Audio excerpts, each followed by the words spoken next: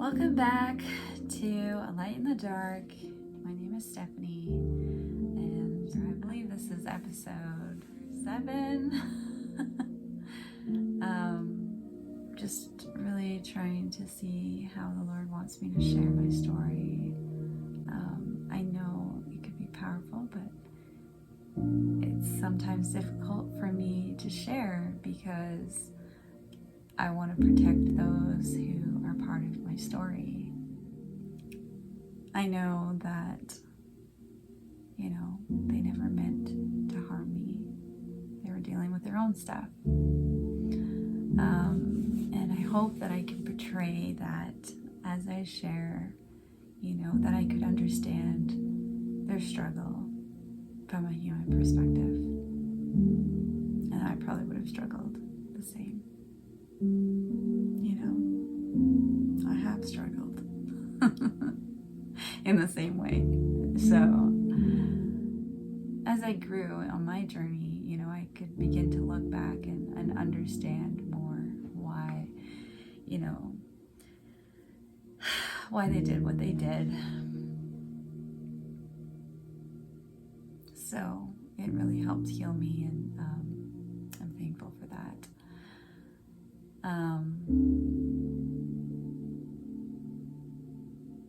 But yeah, so when I was I think it was around 11, our families became friends with this other family who were believers, and we began fellowshipping a bit together, doing worship together. But we spent a lot of time together, and they had a daughter and 2 sons. And the youngest son was a year older than me. I knew he always liked me, but I was way too shy to reciprocate showing him that I liked him in any form or fashion. I was too nervous around him, so I would just I did like him, but I would just pretend like I didn't even pay him any attention. But somehow he was kind of persistent. Never really moved on from that, really. All the years we were friends, us kids spent a lot of time together, having fun together, playing games. My oldest brother, who's 8 years older than me, and I was the youngest, he would rally us together to go play hockey behind our house. We lived by a school, and so there's this big open parking lot. So we started playing rollerblade hockey. In the winter, we played some ice hockey. It was a lot of fun. But around when I was 13, 14, so it was only a couple years later, our parents had a bit of a falling out. I don't even know the specific details, but I do believe it was a religious reason. Us kids still kind of continued to be friends and played hockey sometimes, but not as often. And then when I was about 14, they moved away. So I grew up in central BC, and that's where we met, and they moved all the way to Alberta. So it was 1,000 kilometers away. And I remember when I found out that they were moving, I was quite upset about it because I had never had a chance to show him that I liked him, and I guess in the back of my mind I always kind of thought once we're older I would reveal to him that I liked him, and maybe we could date. And just so happened that my older brother was telling my mom that he had told him that the only reason he was upset about moving away was because he always thought he would date me. So, and my brother laughed about it to my mom as if yeah, right, like my sister would ever be interested in you kind of thing. They knew each other like brothers, and it had already been revealed that actually both of them had a little bit of a short fuse. They got into a few little spats together, but it never really completely didn't like turn me off or anything, because I knew everyone had issues. No one's perfect. And really, it came down to the fact that I didn't know any other Christians. I didn't know anyone else who believed in God. In school, I didn't know a single other person who believed in God that I was aware of. And, we lived in a fairly small community. So really, I thought he was really the only prospect I knew, right? Christian boy around my age that I even got to know and who I knew liked me, right? So I thought there was potential there. So I was kind of upset about it, but his older brother actually stayed behind. He was old enough. He decided to become a roommate with my oldest brother, and he actually began dating my sister. And when they got married, we reconnected. I think this was a year or two later. No, it would have been 3 years later. When I was 17, and he was 18. We spent a whole week together at a bed and breakfast for my sister's wedding and his brother's wedding. So it was during that week that I again found out that, he still liked me. And there was time he convinced me to go home with him from town, and we just went together in his brother's truck. And during that drive, I revealed to him that I did like him, because he said, I really like spending time with you. And I'm like, yeah, I really like spending time with you too. But anyways, from there, after that week, he gave me a call, and I told him that, I'd always liked him, and he said it was like opening a gift that he'd always wanted, and he was so ecstatic.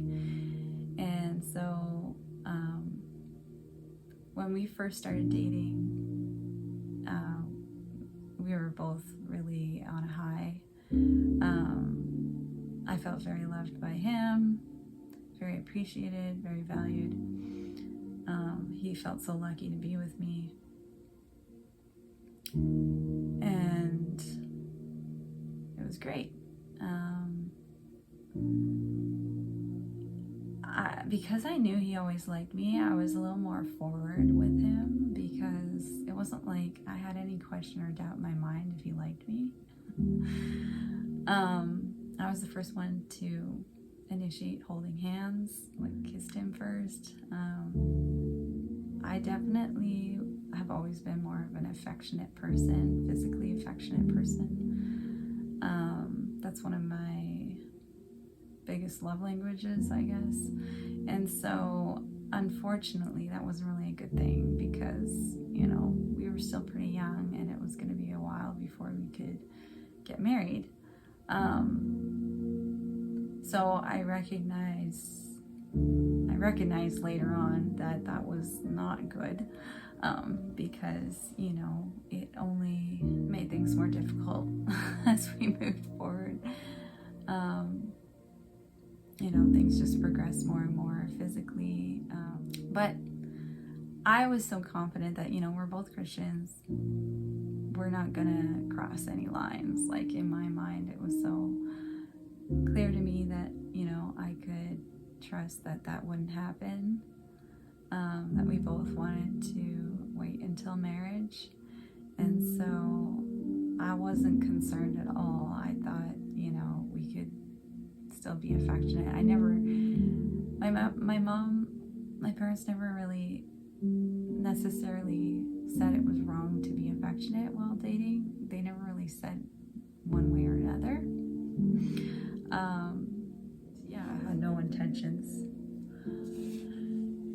I believed I could trust him, but I was very naive.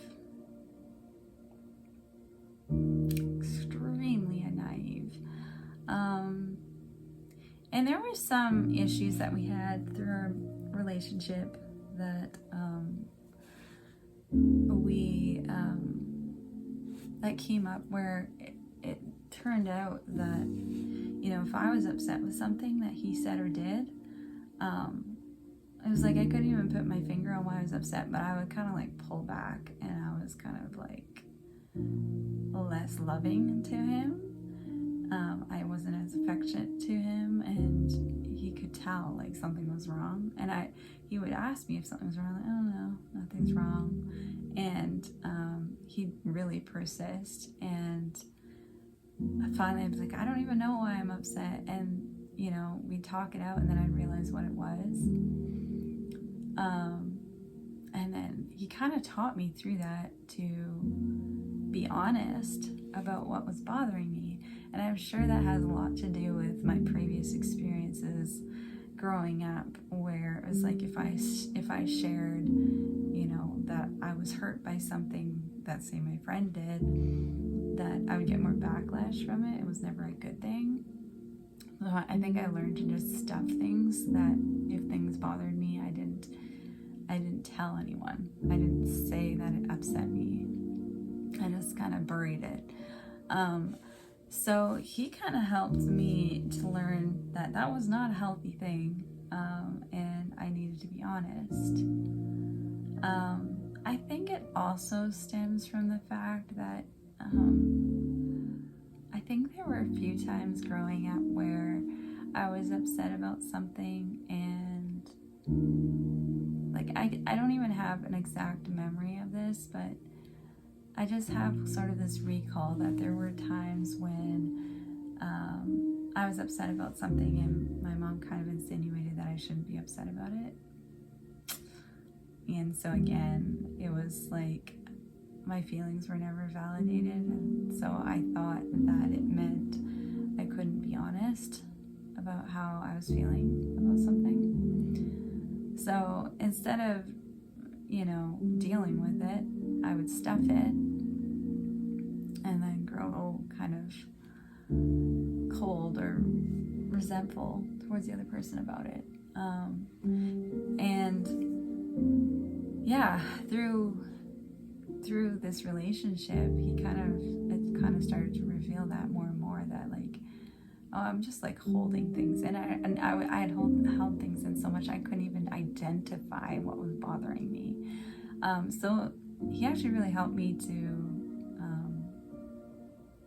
recognize that, and to start to try to bring things up as they bothered me, and like nip them in the bud and deal with them. So it was actually really good for me. So overall, like, our relationship really wasn't that unhealthy while we were dating, and I loved him and he loved me, and I was excited to spend my life with him, and unfortunately, you know, I could tell there were certain issues he had, where he had a hard time relating to other people sometimes, and recognizing the way he came across to other people sometimes.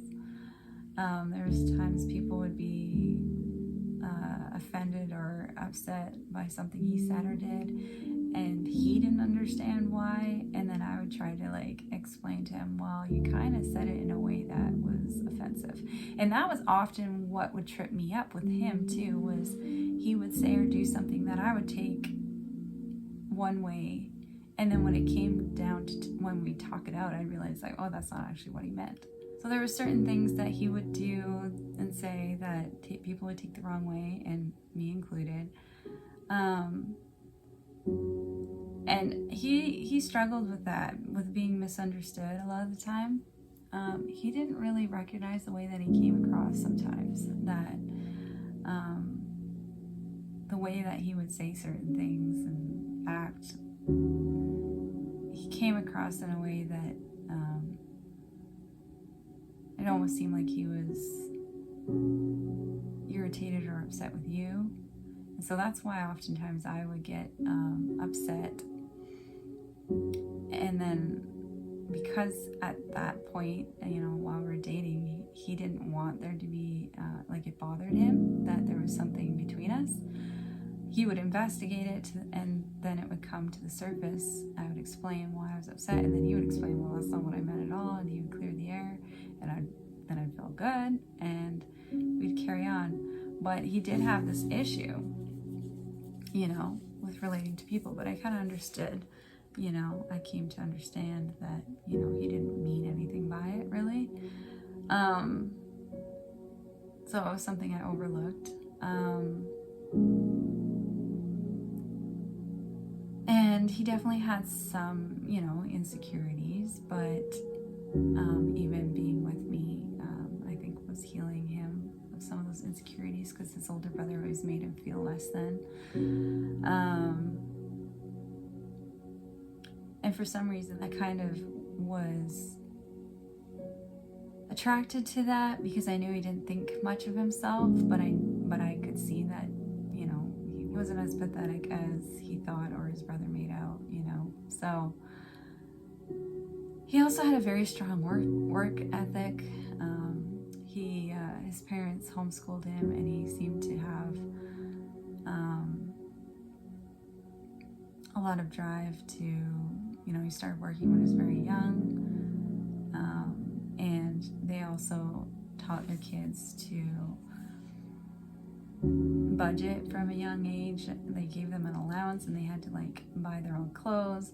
So they seemed very ahead of the game as far as, life skills. And that was quite different from me, because as I grew up and I started becoming more and more doing better and better in school, and being more involved in extracurricular activities. I was actually in figure skating, which I started when I was 11, because that was actually the year that we met his family. And his sister was in figure skating, and I'd always thought it'd be cool to learn how to figure skate. And so my mom put me in figure skating, and I started learning how to skate, and I really loved it. I advanced very quickly because I was older, and I just loved it, so I kept going throughout high school. And so I was busy with that.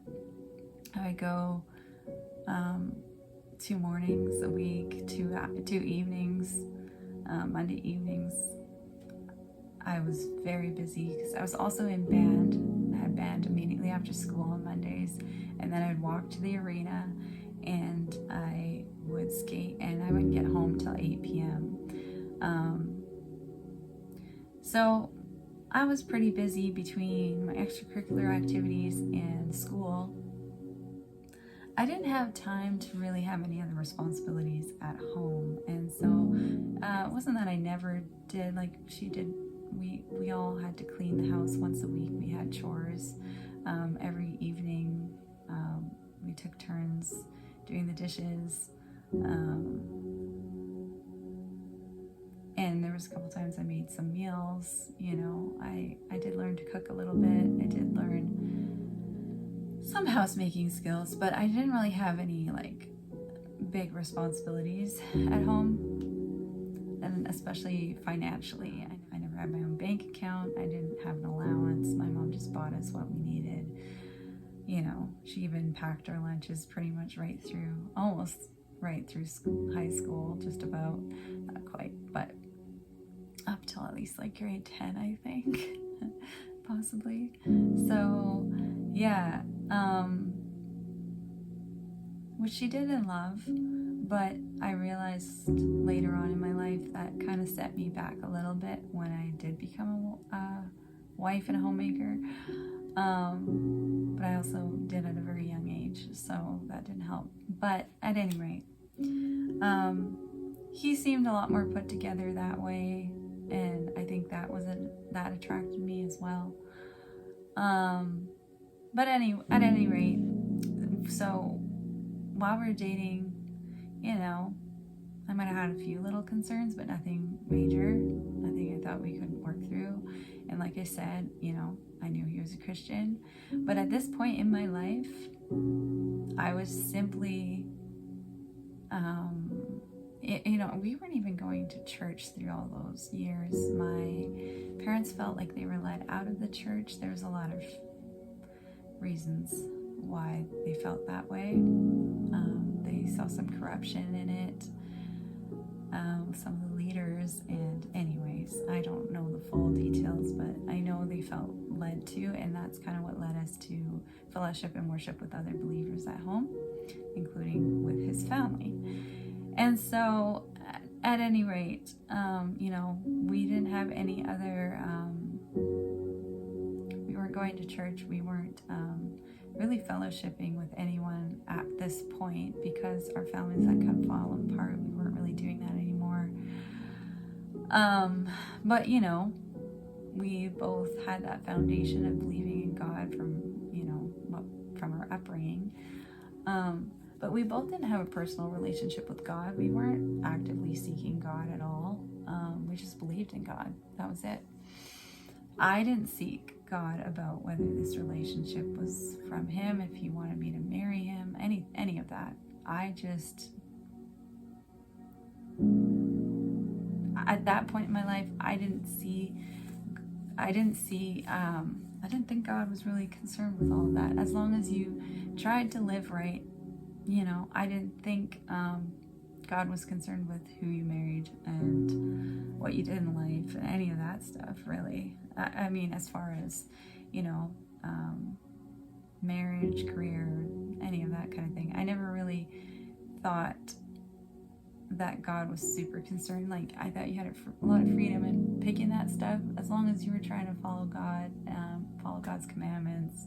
You know, that's kind of where I was at as a Christian.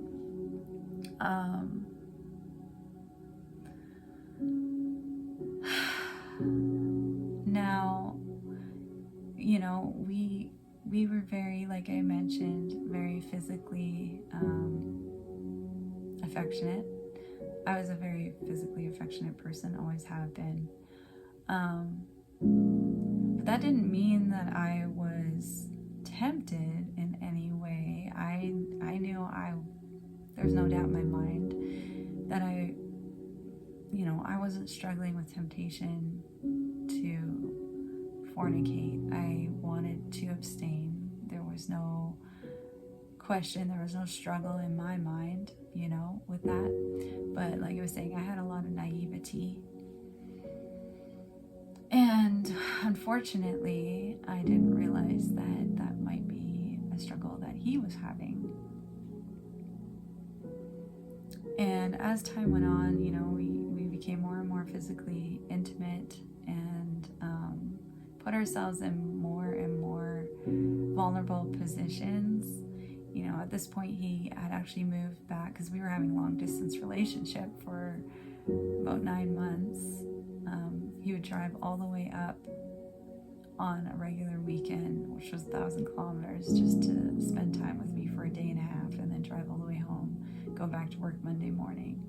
So while we were living apart, like while we were long distance, it wasn't such a big deal. But once he moved back to my hometown,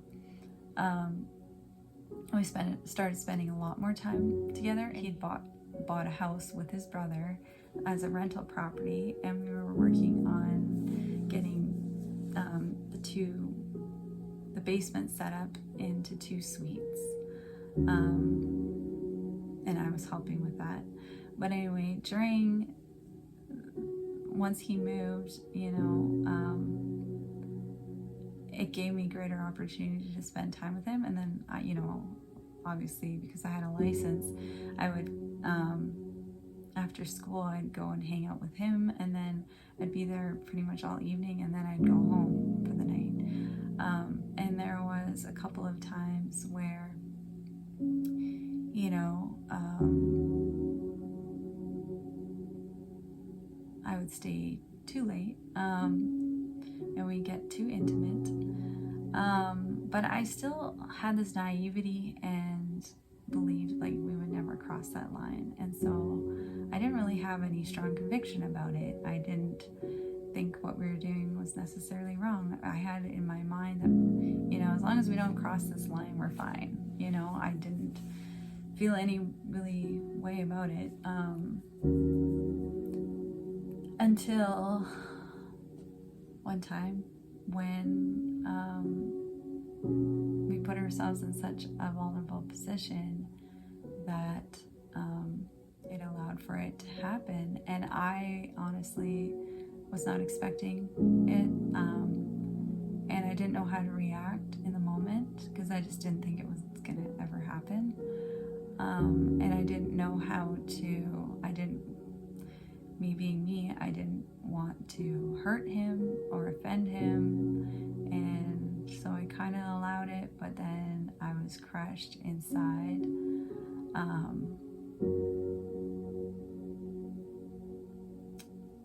And I told him, I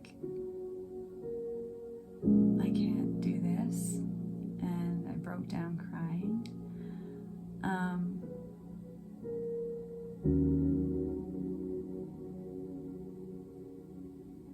And I thought that was that. But it happened again, another time. And once again, in my mind, I'm thinking, okay, he probably thinks because we've already sort of done it once, then that's probably why he's rationalizing, well, what's the harm now? But again, I told him, I really can't do this. It's killing me inside. I'm dying inside. It just completely crushed me because it was something I never thought I would allow to have happen. And I did, twice. Kind of the same thing as when I allowed myself to get drunk, when I said I never would allow myself to get drunk. So I was absolutely crushed, and I was like, Lord, I don't know what to do. Now at this point, I wanted to get married. We talked about getting married pretty early on. I was expecting him to ask me to marry him. However, there were so many things that kept happening outside of us, within our immediate family, that was making it very inappropriate timing, and we were still very young. But my sister had a miscarriage at 4 months, which was very, very devastating to the whole family. And then my dad had an incident at work that made it so that my parents weren't in a very good financial position. And this was a whole nother story, but my brother has Asperger's, or high functioning autism, and we didn't know he had Asperger's until he was an adult, really. We just thought he was a little different, and he was smart enough, he did well enough in school, but he didn't really know how to, he didn't always know how to fit in. He didn't know how to, we're always protecting him from getting bullied and stuff like that. But it wasn't until he was adult that we realized that it was more than that, and that was because he ended up getting into some situations that were not good. And he ended up having to get an assessment done, and that's when we finally found out that he actually had high functioning autism.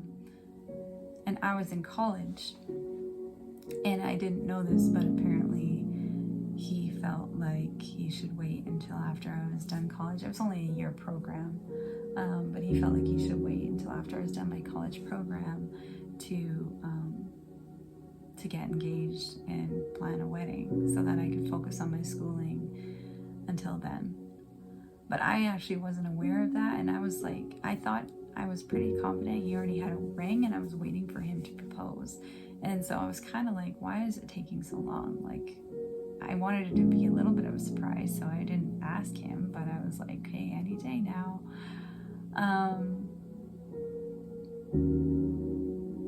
And it didn't come. come, and then this happened, and I was absolutely crushed, just absolutely beside myself. I just remember just bawling my eyes out all the way home, feeling like begging God to forgive me, but to help me out of this situation, because I didn't know what to do, because I loved him, I wanted to marry him, but I also was crushed that he'd allowed this to even happen, that he didn't have the same strong conviction. I was confused, but I think it kind of finally dawned on me that what I'd been doing up to this point before that even happened wasn't even right, and it also made me realize, like, here I had been self-righteous and thinking I would never do what my cousins did, because I would hear my mom talk about how our cousins lived in sin. My aunts and uncles, who were supposedly Christian, were permitting their kids to shack up and live out of wedlock with their girlfriends and boyfriends, and I was like, I would never do that, So I didn't realize how self-righteous I had become, like how self-righteous I was. And so I think God allowed it to reveal to me that I was no better than, in fact, I felt so much worse, because I had already had such a strong conviction, and I felt like I had no excuse, at least for my cousins. They may not have known better because they weren't taught the same way. They didn't have the same strong conviction. So I just felt so much more worse. And it was making me really struggle with condemnation, like majorly. I was really struggling. I was like, Lord, I need to know that you can forgive me. I'm really, really struggling right now, because I never thought I would allow this to happen, and it's happened twice, and I'm crushed. It wasn't even that I was swept up in passion. I didn't want it to happen, and I still allowed it to happen. Right? So it just made me feel so much worse about it. And I was really struggling, because I knew how my parents would feel about that, and it was even so much harder than when I told them about getting drunk. It was so much harder. Oh, there's another piece that's even worse, and my parents don't even know about this.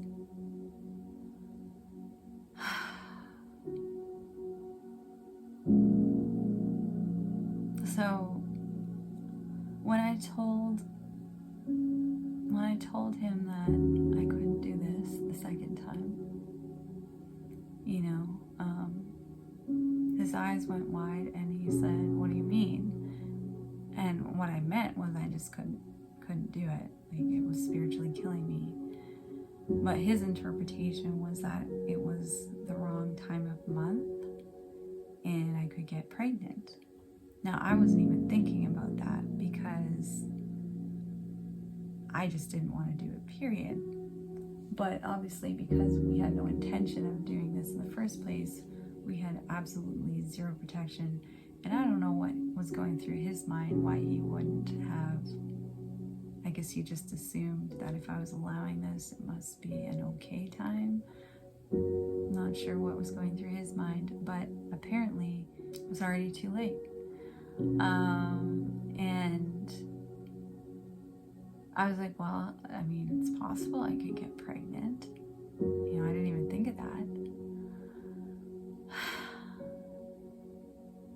So I was more concerned about my salvation. That was more my number one concern. But he was more concerned about the fact that I might get pregnant. So he went down with me to the hospital, he's like, they have what they call a morning after pill.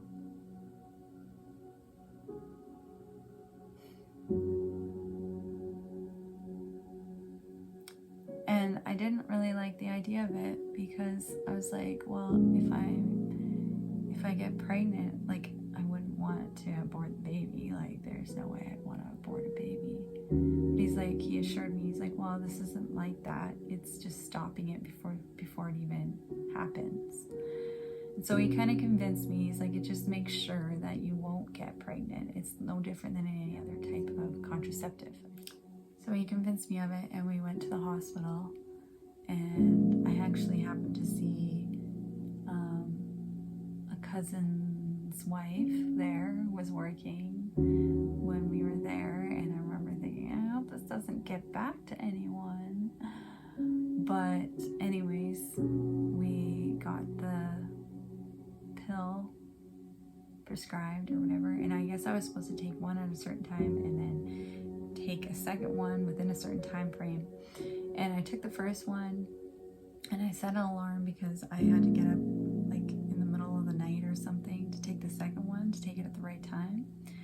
And it just so happened I slept through the alarm or something, and I didn't take the second one.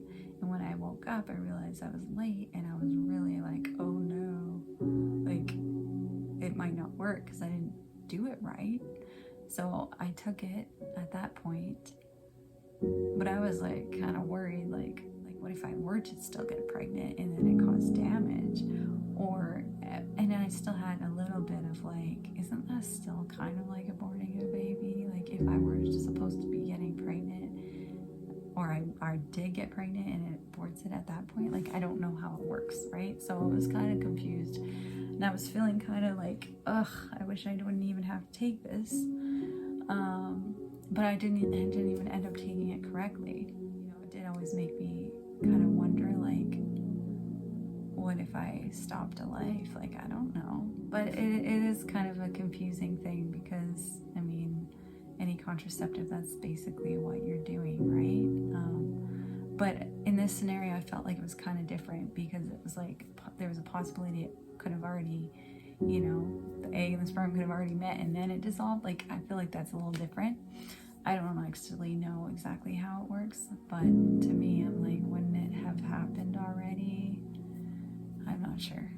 So, but part of me was kind of like, I don't think I would have gotten pregnant anyway. So I kind of, you know, relieved my guilt in that way. Like, this was just a precautionary thing. I probably would have gotten pregnant anyway. It wasn't a sure thing, whatever, right? So, but, you know, I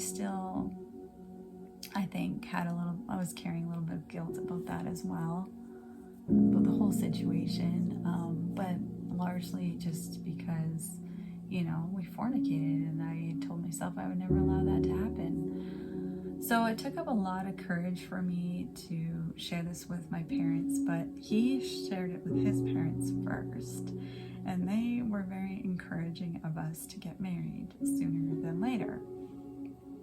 And because of their reaction and their encouragement and their understanding,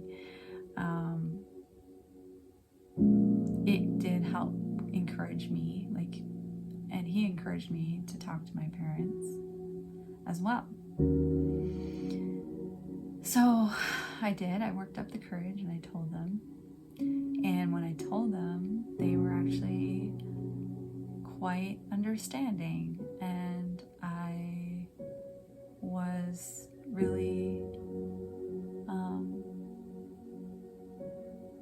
really thankful for that, because, you know, I was worried about what the reaction was going to be. So at the time, I was really thankful that they seemed understanding. They asked what we wanted to do, and they're like, do you want to get married in a year? Do you want to get married right away? Do you want to get married in 3 months? And we're like, I think 3 months is a good compromise, because, you know, it'll allow us to still plan a small wedding. We don't really want anything too crazy. We just want something small. But we don't want to wait a year either. So it seemed like a good compromise, and it was going to be spring break. I was going to have a week and a half off for spring break and Easter in 3 months. And so we thought it makes sense if we lined it up for there. We could even probably go on a small honeymoon over spring break. So this was the plan, and I felt relieved. I was glad that we had a plan in place, that, you know, I had this off my chest. So yeah, I felt some relief. I felt like, okay, I think God can forgive me. I think we can make this right? So weeks and months that followed leading up to our actual wedding were very difficult. It was awful. So I guess my mom really started thinking about the reality of it all. Just circumstances that they were facing kind of brought her to a place of reconsidering their blessing on us getting married in 3 months. So,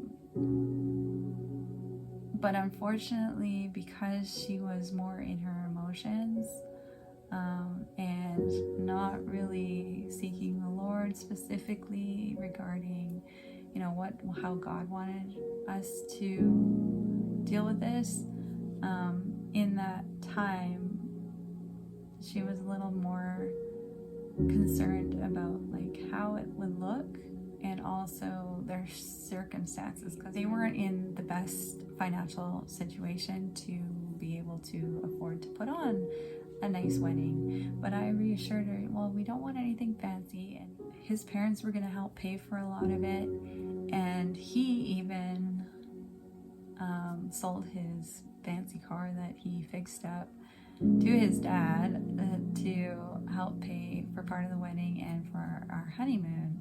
And so I was trying to reassure that, you know, you guys don't have to help too much financially. This is fine. I just want to be right with the Lord. I just want to get married. And then she kind of spun it as well,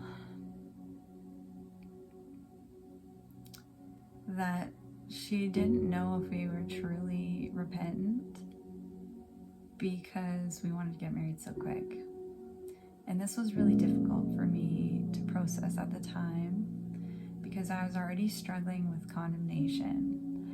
And because I was already struggling to really believe God could forgive me prior to this, you know, when they were, you know, somewhat supportive of us getting married in 3 months, I felt relief, and I felt like, okay, maybe God can forgive me, you know. And then when she brought this up, like, well, I don't know if you guys should get married. If you were truly repentant, you could wait a year. And that really rocked me, and the enemy really used that to try to condemn me again and make me feel like God couldn't forgive me. So unfortunately, between her fears of, you know, how it might look to other people, because she was worried it might look like a shotgun wedding, and I told her, well, people are going to know in 9 months that I'm not actually pregnant, and like, whatever, like, I don't care what people think at this point.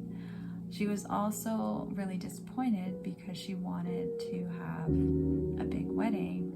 She was due to putting on a big wedding for me with all the relatives and everyone, which she didn't get to do with my older sister, who was a very private person, and she accepted the fact that she would want a very small, intimate, immediate family-only wedding. It was very small and intimate, so she was fine with that. But she thought for me, she kind of assumed, because I was in figure skating, and I also, you know, I was in band, and I performed singing and piano a bit in the performing arts.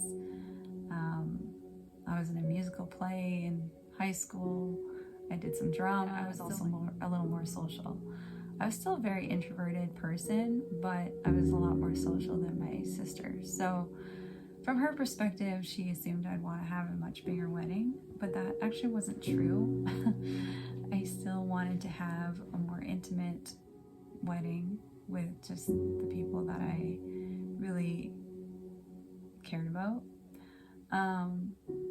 And like I said, I was just more concerned about being right with the Lord at this point. So So I wasn't overly concerned about how my wedding was going to be, how my wedding was going to look. I was ready to elope, to be honest. But I was actually underage. I was 18, and you had to be 19 in BC to get married. So we didn't even have that option, unfortunately. But anyways, my mom was convinced that my fiance was controlling me, but that wasn't really what I wanted. And he tried to stick up for me and tell her, like, no, this is actually what Stephanie wants. And I was there on the other, like, beside him while he was telling her this over the phone. But he was, trying to stick up for me, which I appreciated. But she didn't take it so well, and she thought he showed his true colors and was being very controlling and manipulative, and it really affected her view of him. And she then kind of changed her tune again and was saying like that, she had all these concerns about me marrying him and didn't think that, he would be good husband material and all this. And I was really upset at this point because I was like, you're telling me this now? It's a little too late. Like, I was quite upset. And I was like, I had already determined I'm marrying this man. At this point, I don't feel like I can go back. To me, I'm already married to him. Like, in my mind, I was already married to him because we had fallen.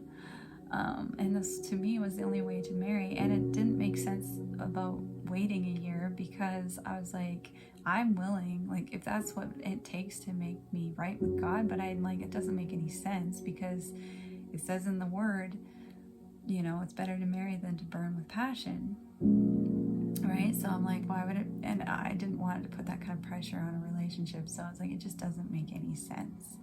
Why we would do that? But anyways, I was having a lot of arguments with my mom about even getting married at all, waiting a year, if I was truly repentant, if we were truly repentant, if I should really marry him, and that it was a really bad time, that,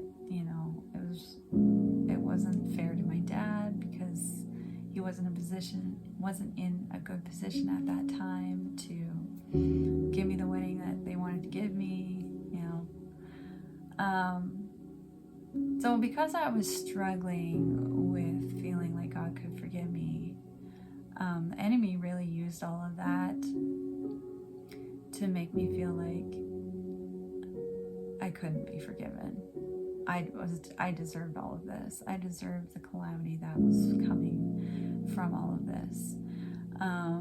But I was really struggling. I was hurt. I was wounded. I was confused. And there was a couple times I, drove off and I was really just crying, just upset. And I remember I, tried to drive up this mountain road when it was still, there was still a lot of snow on the ground, and I got stuck, and I had to call my fiance from work to come pull me out, and he wasn't impressed. And I told him, it's because I was so upset with what was going on with my mom. And my situation with my mom was putting a lot of stress on our relationship, and he was my only confidant. So at that point, I was telling him everything that was going on between my mom and I, and it was breaking and crushing him and putting a lot of stress on our relationship and on him. And I didn't know this, but it turned out that I found out years later that he had actually thought about walking away, and I had no idea. But there was a time where I called him up and I was all upset after talking to my mom, and I said, well, maybe we should just wait a year, maybe that would be for the best. And he was so hurt and upset by me saying that he said, well, maybe we should just not get married at all. And I was so hurt and so wounded, and I was like, what? Like, what are you talking about? And I was like, no, like, I want to get married, and like, forget about it. We'll just get married in 3 months like we planned. Like, no, like, no, I still want to marry you. Like, what do you mean? Why would you say such a thing? So I tried to mend that, but I think that really broke both of us. And we were never really truly the same after that. But I kind of stuffed that under the rug. I think we both did. And we moved forward. And, we ended up, there was a time I was trying to plan this wedding on my own because it seemed like it was too stressful for my mom in such a short time frame. Because that was another thing she was saying. It was too short time frame to try to plan everything. And I was like, don't worry about it. I'll deal with it. But I really didn't know what I was doing, and I needed her help. And so I ended up giving it back to her and realizing it was actually more stressful for her not in her hands. So, and I needed her help. So I ended up, allowing her to help me finish. And honestly, it all turned out just fine. The wedding itself was beautiful. Obviously, there was a couple of hiccups, all turned out, except, I had personally invited everyone, but I had said I was going to send out actual invites, but in such a short time frame, I never was able to. And I kind of was like, well, everyone I know knows, like, it was all close people, and I had given them the information directly, so I knew that it wasn't really necessary to send out an invite. But there was actually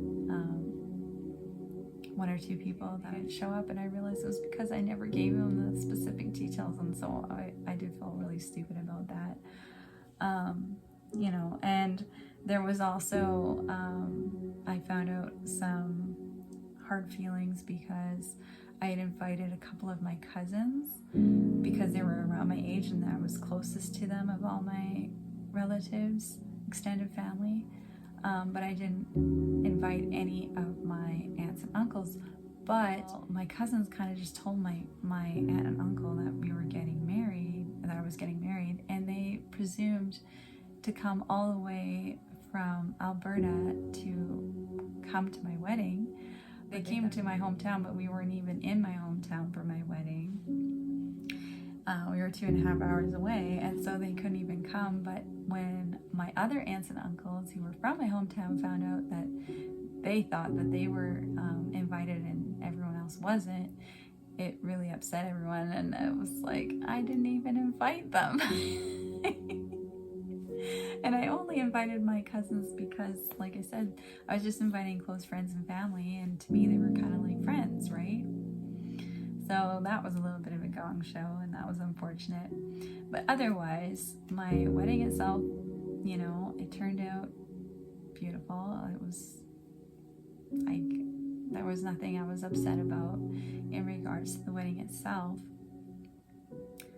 But unfortunately, there was like this thick black cloud over our whole wedding, and I didn't realize how depressed I was and how broken we were. We tried to play the part, we tried to be happy. We went after our wedding, we flew off to go on our honeymoon, and the first night it was like I couldn't even connect with my husband. I couldn't even enjoy being intimate with him. But I didn't really connect what was really going on. Anyways, just tried to make the most of our honeymoon, and we did a lot of things together, but there was something missing, and it was connection. We didn't really I don't think either of us really put two and two together, but we were both very broken over what had happened prior to us getting married. And it wasn't what it was supposed to be at all. Our marriage and our honeymoon was not what it was supposed to be at all, which was very, very unfortunate. And, when we started our marriage off, I was in this funk, in this depression, but I was trying to pretend like I was happy. but I didn't understand why it was so hard to motivate myself to do anything, why it was so hard to just keep on top of just some chores around the house, having supper ready for him when he got home from work. I would always be in a mad rush to like tidy up the house and get supper on the table before he got home, but I was usually late because I'd procrastinated all day, and I would always be late for work. I was working as a waitress for a little bit, and I could barely show up on time. I could barely get myself ready and out the door on time. I didn't know what had happened to me. And I was really disappointed in myself because I was like, why can't I went from being an overachiever. If you watched the video about my schooling experience, by the time I was in grade 12, I was top student, I was valedictorian. I was really highly regarded because of my achievements. I was an overachiever. I had done super well in school. I got 99% on my biology 12 exam and 98% overall in class. I had top marks. I had earned scholarships.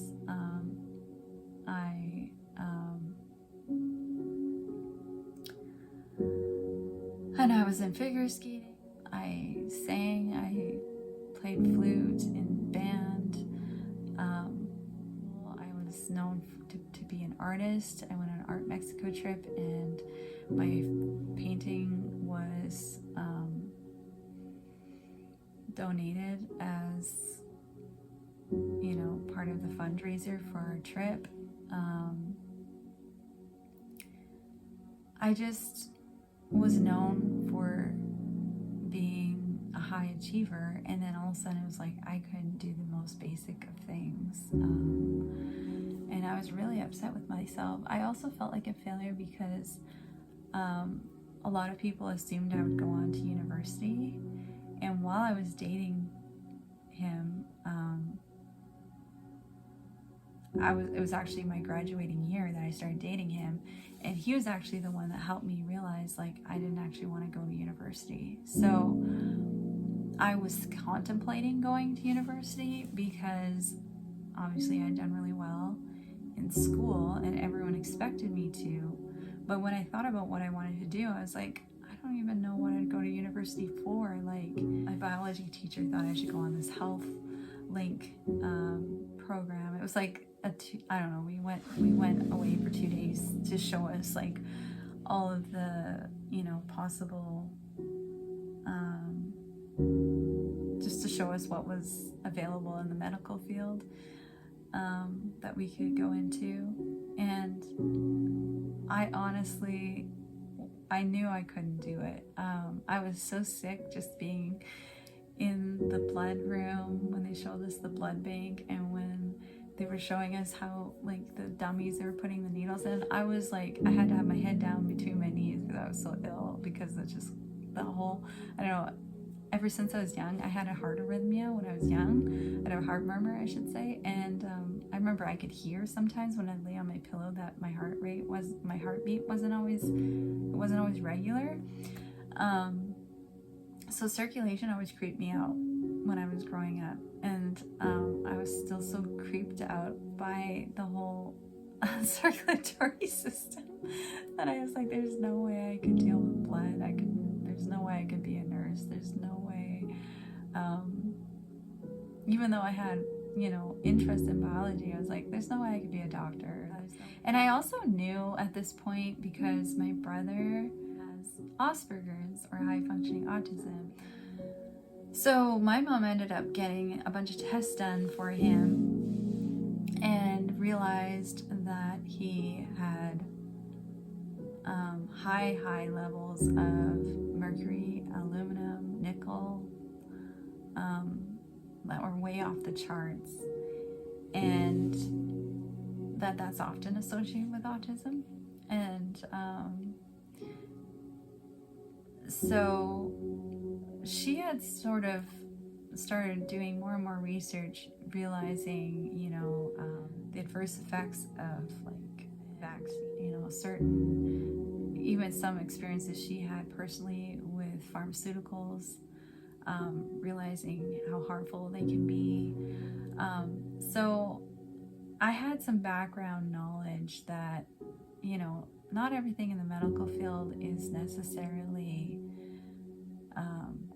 good. And I didn't really want to get indoctrinated with that. I didn't really want to be associated with any of that. I knew it wasn't all bad, obviously, but I mean, it wasn't really an avenue that I was sure I wanted to get myself into. And at the end of the day, regardless of all that, I was like, the only thing I could think of going to school for was maybe to become a teacher.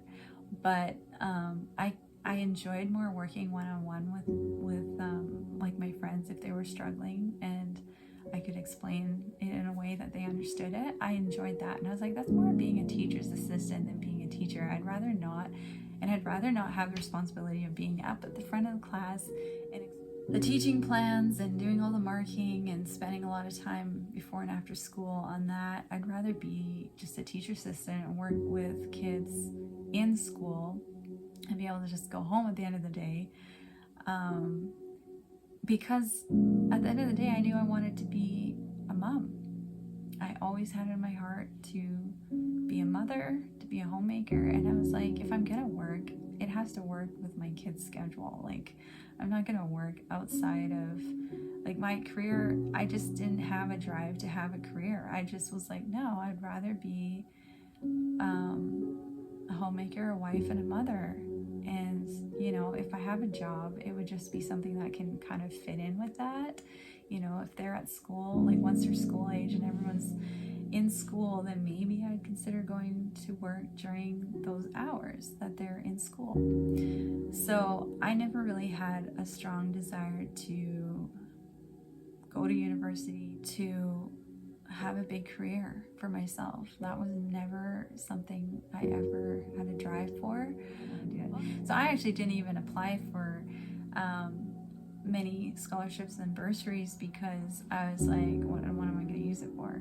Like, yeah, I could earn all this, but what am I going to use it for? So I ended up just applying for like a couple of them because I knew I might go to college for a year to become a teacher's assistant or something. So I ended up at the last minute applying for some, and I won them, and I was glad that I did that because I did end up using them.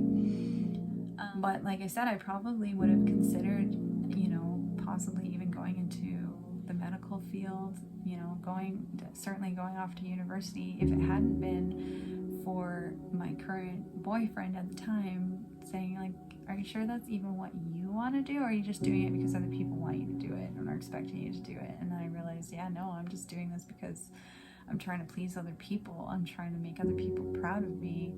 It has nothing to do with what I actually want to do in this life. And so I was able to distinguish that and make a decision not to. And I'm very thankful for that. But like I said, you know, I really felt like I also failed everyone. I let everyone down. So now, not only did I decide to not go to university, to not be successful in a career, but also, you know, I chose to get married, but I chose to get married to somebody that my mom wasn't supportive of, not fully supportive of. And I kind of felt like the ones that I cared, you know, the ones I cared the most about, their opinion about, were really disappointed in my decisions. It was like I really let everyone down, and so I was really in a depression at that point. I was really upset too, obviously, by how my mom handled that whole situation. And like I say, now looking back, I understand it from a human perspective. And I think she was even trying to protect me, right? Like, she thought that maybe this wasn't healthy. Maybe she could even pick up that this wasn't going to end well. You know, maybe God had even warned her that this wasn't meant to be. I don't know. But at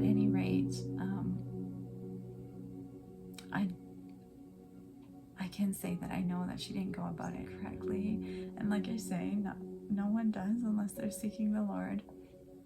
But there was, certain things that God tried to reveal to me before this even happened, to kind of warn me and prepare me that I couldn't fully trust my mom. And up to this point, like, I always had, always trusted that my mom knew what was best, and that basically, she had so much biblical knowledge. She was, from my point of view growing up, like, she had so much spiritual knowledge and biblical knowledge that, whatever I heard from her, I took it as from God.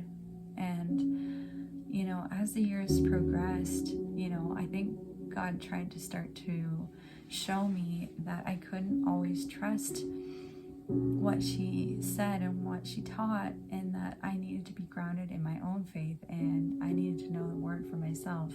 When I was like 12 or 13, there was a time when I actually had it was a night vision, I guess, but it wasn't a dream. It was like I was sleeping, but my spirit came right out of my body, and I went down the stairs, zoomed down like very, very quickly, and all of a sudden I was like, my eyes were just fixated on the Bible on our end table, the actual Bible that was sitting on our end table in the living room or the family room, and that was always sitting there, and it was like, read this.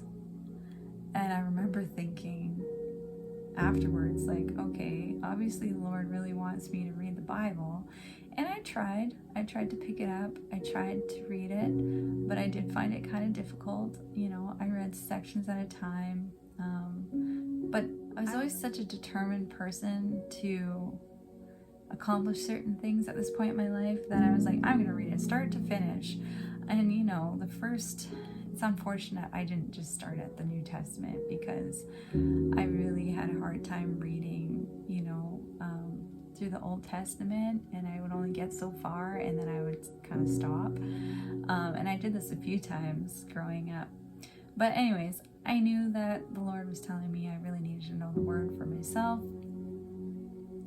And then I also had a really kind of scary morning dream when I was in my teens, before all of this happened, actually. I think it was in grade 12, that I had kind of a scary dream regarding my mom, and that I couldn't trust her spiritually. But obviously she was my mom, and I loved her, and I didn't really want to believe that. And I still love her, and it's really hard for me to share this, because I really don't want to disrespect her in any way. But I know this is a big part of my story, and so I'm trusting the Lord with this.